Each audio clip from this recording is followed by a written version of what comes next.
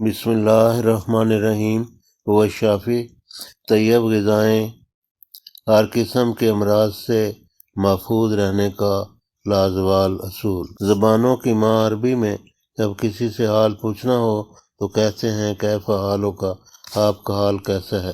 جواب دینے والا عموماً کہتا ہے انا طیب، میں تندرست ہوں۔ آج کل کس کا حال حقیقی طور پر طیب ہے؟ جو طیب کے معیار پر پورا اترتا ہو۔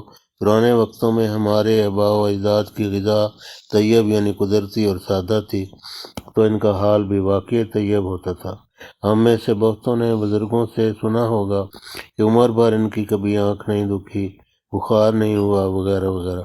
مگر آج کل عام بیماریوں کا تو ذکر ہی کیا، شوگر، ہائی بلڈ پریشر اور کینسر جیسے موذی مرض منہ کھولے بیٹھے ہیں اور انسانیت کو ہڑپ کرنے کی طاق میں ہے۔ آخر ایسا کیوں ہے؟ اور ہر قسم کے امراض سے بچنے کے مؤثر اصول کون سے ہیں؟ اللہ تعالیٰ قرآن کریم میں فرماتا ہے کُلُوا مِنَ الطَّیِّبَاتِ مَا رَزَقْنَاکُم، جو کچھ ہم نے تمہیں دیا ہے اس میں سے طیبات یعنی پاکیزہ اشیاء کھاؤ۔ حلال اور طیب کے استعمال سے انسانی جسم دکھوں سے پاک زندگی گزارتا ہے۔ ایسی غذاؤں کا اثر نہ صرف انسان کے جسم بلکہ روح اور اخلاق پر بھی بہت گہرا ہوتا ہے۔ ایسی غذائیں جو اپنی قدرتی حالت میں خوش ذائقہ ہوتی ہیں اور ہمیں کھانے کی طرف رغبت دلاتی ہیں، وہی طیب غذائیں ہیں۔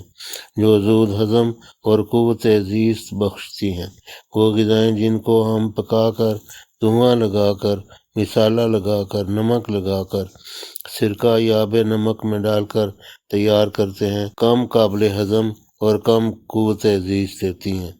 طیبات یعنی پاکیزہ اشیاء میں انسان جو اپنی مرضی سے تبدیلیاں کرتا چلا جاتا ہے، وہ مقام طیب سے اسی قدر دور ہٹتی چلی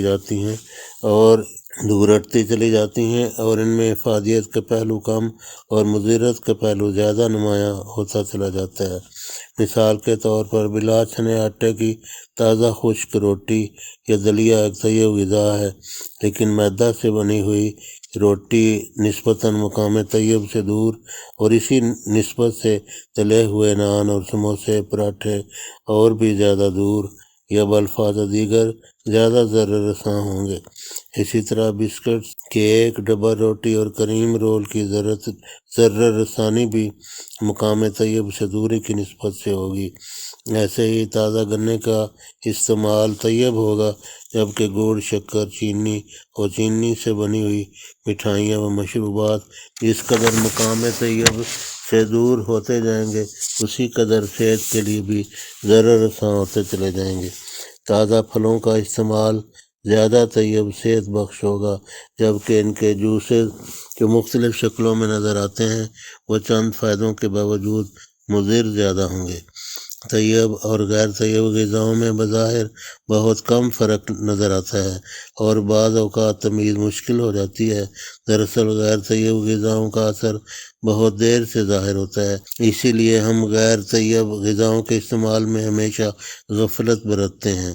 وہ غذائیں جو مقام طیب حالت تر و تازگی سے بہت دور ہیں بلکہ باسی ہیں اور آج بکثرت مستعمل ہیں، ان کے نقصانات بھی ان گنت ہیں۔ وہ یہ ہیں: ڈبہ روٹی، بند، بسکٹ، کیک، گیس ملے اور کھارے مشروبات، کوک، پیک شدہ جوس، پیک شدہ دودھ اور سبزیاں، میدہ کی بنی ہوئی اشیاء، مٹھائیاں وغیرہ۔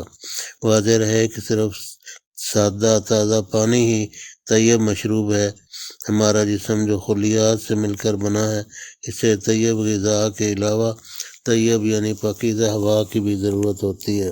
غیر طیب ہوا مثلاً تمباکو نوشی کا کارخانوں کی چمنیاں اور گاڑیوں کا دھواں، زہریلی صنعتی گیسیں، گندے نالوں کے زہریلے بخارات اور گرد و غبار کے دھوئیں سے ہمارے اجسام میں ہر روز زہریلے مادوں کا اضافہ ہوتا جاتا ہے۔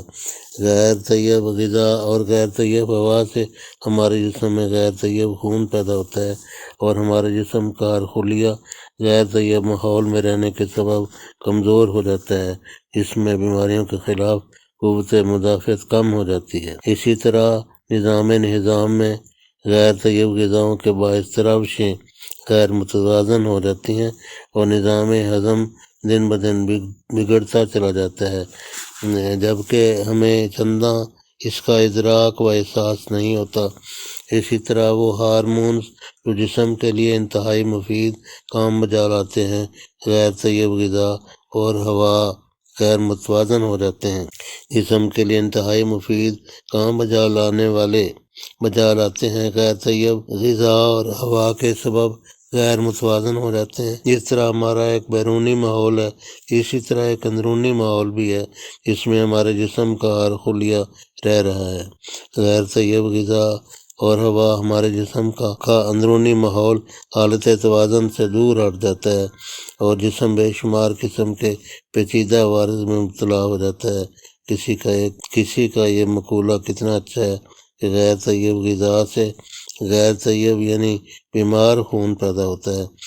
جب بیمار خون اعضائے بدن کی آبیاری کرتا ہے تو اس کے نتیجے میں بیماریاں پیدا ہوتی ہیں۔ یہ بات اور بھی خطرناک ہے کہ ہم غیر طیبات کے استعمال کے اس قدر عادی ہو چکے ہیں کہ غیر طیب غذائیں ہمیں طیب لگنے لگی ہیں۔ کوئی بھی شخص اپنی صحت کا معیار جانچنے کے لیے یہ دیکھے وہ طیبات کے استعمال سے کس قدر دور ہے، آخر کار وہ اس نتیجے پر پہنچے گا کہ جس قدر وہ طیبات سے دور ہوگا اسی قدر حقیقی صحت سے بھی دور ہوگا۔ غیر طیب غذا سے نظام اخراج فضلات بھی بے حد متاثر ہوتا ہے۔ انتڑیاں، گردے، جلد، پھیپھڑے اپنے افعال کا حقہ ادا نہیں کر سکتے، جس سے انسان کا اندرونی ماحول غیر طیب ہو جاتا ہے۔ تاہم یہ بات بھی ضروری ہے کہ طیبات کے استعمال میں بھی اسراف سے بچا جائے۔ غیر طیب غذاؤں کی طرح غیر طیب دواؤں کا اثر بھی انسانی جسم پر انتہائی مہلک ثابت ہو رہا ہے۔ غیر طیب دوائیں بھی وہی ہیں جو اپنی قدرتی حالت تر و تازگی سے ہٹ کر ہیں۔ تازہ ترین طبی تحقیقات سے یہی ثابت ہوا ہے کہ بعض ایسی جڑی بوٹیاں جو اپنی اصل حالت میں ہزارہ سال سے مستعمل تھیں، جب انہی کے الکلائڈز استعمال کیے گئے، انہی کے جواہر یا الکلائڈز استعمال کیے گئے تو ان کے جزوی فوائد میں بے حد تیزی آ گئی، لیکن نقصانات حد درجہ بڑھ گئے۔ مثلاً پوست اور افیون کے مقابل پر اگر مورفین اور ہیروئن کے نیک و بد اثرات کا موازنہ کریں تو یہی صورتحال کھل کر سامنے آتی ہے۔ انسان کے لیے قدرتی غذا، تازہ ہوا، تازہ پھل و میوہ جات، سبزیاں، مغلہ جات، دودھ، صاف ستھرا پانی طیبات ہیں۔ انسان ان چیزوں میں جوں اپنی مرضی سے تغیر و تبدل کرتا جاتا ہے اور تکلف و تصنع کو جگہ دیتا ہے، ان غذاؤں کو اپنی طیب حالت سے دور ہٹاتا جاتا ہے اور اسی نسبت سے ان کی افادیت میں کمی آتی جاتی ہے اور مضرت بڑھتی جاتی ہے۔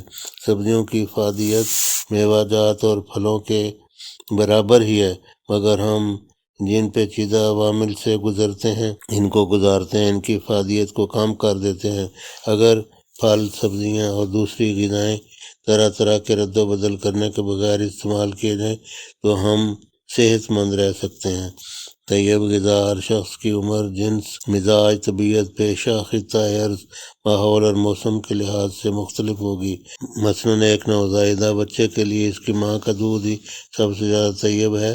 بعض لوگوں کو ایک چیز فطری طور پر پسند ہوتی ہے، اس صورت میں اس کے لیے وہ چیز طیب نہ رہے گی جو اس کو پسند نہیں ہے۔ ایک مزدور پیشہ آدمی جو سارا دن محنت کرتا ہے ایک پاؤ مکھن بھی اگر کھا لے تو اس کے لیے طیب ہوگا، مگر ایک دفتر کے کلرک کے لیے تھوڑا سا مکھن بھی طیب نہ ہوگا۔ سرد علاقوں میں محرر غذائیں طیب کے قریب ہوں گی مگر گرم علاقوں میں طیب کے مقام سے دور۔ اسی طرح ایک ہی علاقے میں سردی اور گرمی کے موسم میں مختلف غذائیں طیب کے مقام کے قریب ہوں گی۔ طیب زندگی گزارنے کے لیے یہ بھی بدرجہ اولیٰ ضروری ہے کہ اس طیب ذات سے زندہ تعلق قائم کیا جائے جسے اللہ تعالیٰ کہتے ہیں۔ نیز اس کے برگزیدہ آخری و کامل نبی صلی اللہ علیہ وسلم کی حیات طیبہ کو مشعل راہ بنایا جائے، وگرنہ موجودہ دور کے معاشی، معاشرتی، سماجی، ثقافتی، تہذیبی، تمدنی اور نفسیاتی مسائل ایسے ہیں کہ خدا سے دور ایک انسان جو صبر و قناعت جیسے اخلاق و صاف محمدی صلی اللہ علیہ وسلم سے آ رہی ہے، کوئی بعید نہیں کہ انواع و اقسام کے ذہنی اور جسمانی عوارض میں مبتلا ہو جائے۔